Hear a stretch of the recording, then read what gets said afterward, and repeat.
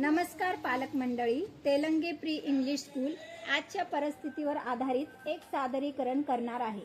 या सादरीकरणात एका मुलीची व तिच्या आईची कथा आहे। त्याचं नाव आहे मोबाईलचे दुष्परिणाम। आजच्या सगळ्याच्या पालकांच्या प्रश्नांना काहीतरी समाधान निघावं, काहीतरी त्यातून दुष्परिणाम काय आहेत आपल्याला कळावे, या दृष्टिकोनातून हे सादरीकरण करण्याचा आम्ही प्रयत्न करीत आहोत। मुलीचे नाव आहे खुशी व तिच्या आईचे नाव आहे अश्विनी। तर तुम्ही प्रतिसाद द्यावा आणि आपण नाटकाला सुरुवात करूया। खुशी शाळेला गेलेली आहे आणि अश्विनी आपलं डेली रूटीन करून घड्याळात बघत आहे की किती वाजलेत, खुशीला आणायला किती वेळ आहे। तिला लक्षात आलंय 12 वाजलेत, म्हणून आता ती निघाली आहे खुशीला आणायला। अश्विनी खुशीला घेऊन शाळेतून घरी जात आहे। घरी गेल्या गेल्या खुशीने पटकन अशी आपली बॅग फेकून दिली आहे। त्यावरूनच बघा तिची उत्सुकता, आणि ती घरभर काहीतरी शोधत आहे। ती काय शोधत आहे? ती मोबाईल शोधत आहे। अश्विनी आपली किचन मध्ये गेलेली आहे आणि खुशीला मोबाईल आईच्या पर्स मध्ये सापडला। मोबाईल सापडल्या खुशी आपली लागली रील्स पाहायला। हातपाय वगैरे काहीही धुतले नाहीत। बघा तिला किती छंद लागलाय मोबाईलचा। ती लगेच एकदम मग्न होऊन मोबाईल बघत आहे। तितक्यात आता अश्विनी आपल्या मुलीसाठी ताट घेऊन येत आहे आणि तिला म्हणत आहे की बाळ खाऊन घे, आईचं मन आहे 2 घास तरी लेकरांनी खावे। ही आईची माया आपल्याला इथं पाहायला भेटत आहे। पण खुशी काही केल्या ऐकत नाहीये, प्रतिसाद देत नाहीये। तुम्ही बघतच आहात की खुशी सतत ताटला ढकलून देत आहे। ती नको ती पाहायला सुद्धा तयार नाहीये आईकडे। आई आपले प्रयत्न करते उठून। आता खुशीने आपली जागा बदलली। 1 मिनिटासाठी वाटलं ती जेवणारच आहे, पण तिचं सतत लक्ष त्या रील्स कडे आहे। आता अश्विनी आईचं मन आहे म्हणून आता ती उठून काहीतरी दुसरी शक्कल लढवणार आहे। तर बघूया आता ती काय करणार आहे। आईचा जीव आहे। आता पहा अश्विनी खेळणी घेऊन आली आहे। खेळणी सोबत ताटही आहे। तिला कुठेतरी असं वाटतंय की आता खेळणी सोबत खेळता खेळता काहीतरी खुशी जेवेल, पण ताटाकडेही पाहत नाही, ताटाकडेही पाहत नाही। तिचं फक्त आणि फक्त लक्ष मोबाईल मध्ये आहे। ती नाही म्हणायला सुद्धा तयार नाहीये, फक्त हातातून खेळणी हिसकवतीये, फेकून देतीये। तुम्ही बघतच आहात खूप प्रयत्न करून। म्हणजे आता तुम्हाला लक्षात येते का खुशीला फक्त छंद नाही, मोबाईलचं लय। अश्विनी आपली काळजीत आहे की काय करू, कसं जेव घालू। 1-1.5 तास, जवळपास 1 ते 1.5 तास मोबाईल पाहिल्यानंतर खुशीला डोळ्याला भयंकर असा त्रास होत आहे। ती आपले खूप डोळे चोळत आहे। अश्विनी पाहायला गेलीये की काय झाले। खुशी खूप जास्त रडत आहे। तिला डोळे अक्षरशः उघडताही येत नाहीयेत। अश्विनी बघत आहे की काय झाले, तर तिचे डोळे एकदम लाल झालेत। अश्विनी थोडी घाबरलीये। खुशी खूप रडत आहे। अश्विनी तिला उठवत आहे आणि समजवण्याचा प्रयत्न करत आहे, पण तिला डोळे अक्षरशः उघडताही येत नाहीये। तुम्ही बघू शकताय जवळपास 1.5 ते 2 तास तिने मोबाईल पाहिल्यावर तिला डोळे उघडता पण येत नाहीये। अश्विनी आता लगेचच डॉक्टरांकडे, शहरातले तज्ञ डॉक्टर सोमवंशी नेत्रतज्ञ यांच्याकडे घेऊन जात आहे। आता अश्विनी खुशीला घेऊन डॉक्टर सोमवंशी यांच्याकडे आलेली आहे आणि अश्विनीच्या चेहऱ्यावरून तुम्हाला लक्षात येते की एक आई म्हणून तिला किती काळजी होत आहे। डॉक्टर आता खुशीला चेक करत आहेत।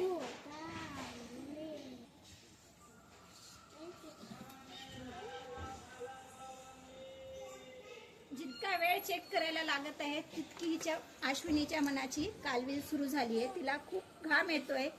आता डॉक्टर असं काहीतरी सांगत आहेत की ज्यामुळे अश्विनी घाबरली आहे। तिला सुचतच नाही आता काय करावं। डॉक्टर समजूत घालत आहेत की मोबाईलमुळे काय काय परिणाम झालेत ते डॉक्टर सांगण्याचा प्रयत्न करत आहेत।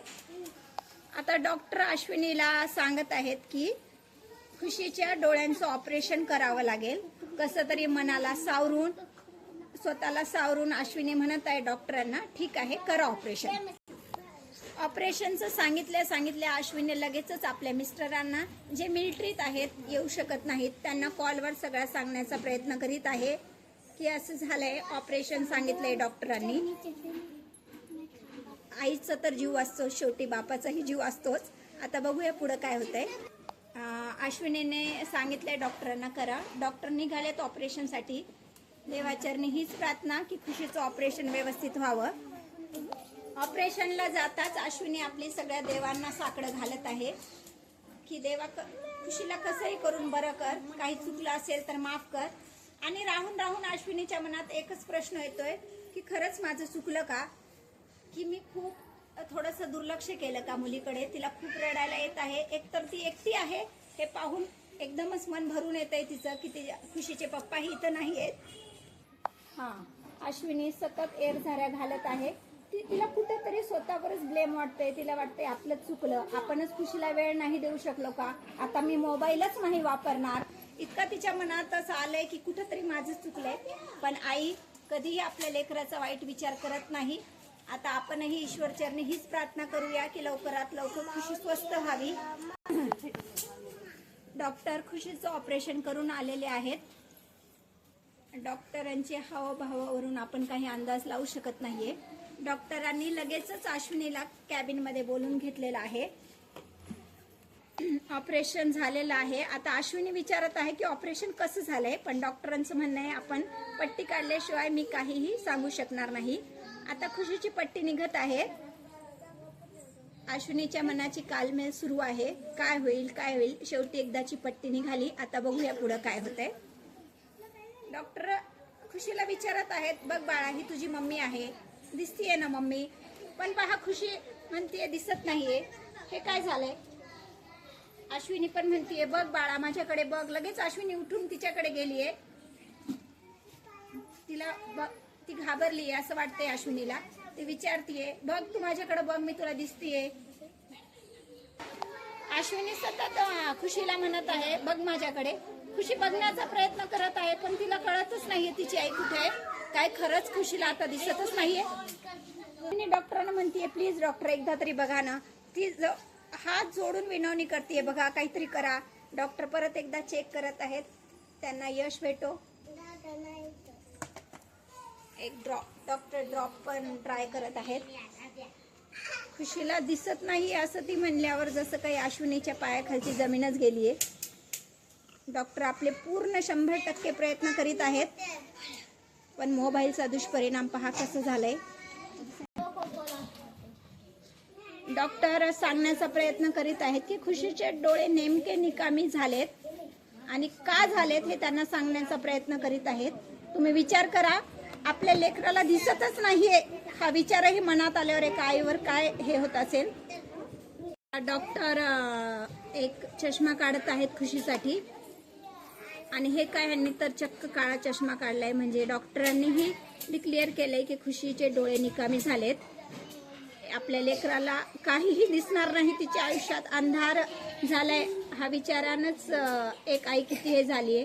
डॉक्टर खूप प्रयत्न करतायत समजवण्याचा, पण ही गोष्ट समजण्यासारखी नाहीच आहे. आता डॉक्टर अश्विनीला ऑपरेशन केलेल्याची फाईल दिलेली आहे आणि एक ड्रॉप पण दिलाय. आता सगळं देवाच्या हातात आहे असं त्यांनी सांगितलंय. अश्विनी कसं तरी मनाला धीर देऊन मनावर दगड ठेवून निघाली आहे जायला. अश्विनी मुलीला घेऊन निघाली आहे घरी. पहा तिला निघाल्या तिच्या डोळ्यासमोर किती अंधार आहे, तिला काही दिसत नाही. एक आई आपल्या लेकराला घेऊन चालली आहे. हे दृश्य खरंच खूप भयानक आहे. तर आपण बघूया डॉक्टरांचं काय म्हणणं आहे यावर. डॉक्टर सोमवंशी आपल्याशी चर्चा करणार आहेत. मोबाईलच्या रेडियन्सनी काय होतं, त्यांनी प्रयत्न केलाय की आपण मुलांना सगळ्या पालकांनी मोबाईल वापरण्याचा कमी प्रयत्न करावा. तुम्ही मोबाईल बघताय म्हणून ते मोबाईल बघत आहेत. आत्ताच तुमच्या समोर एक केस झालेली आहे.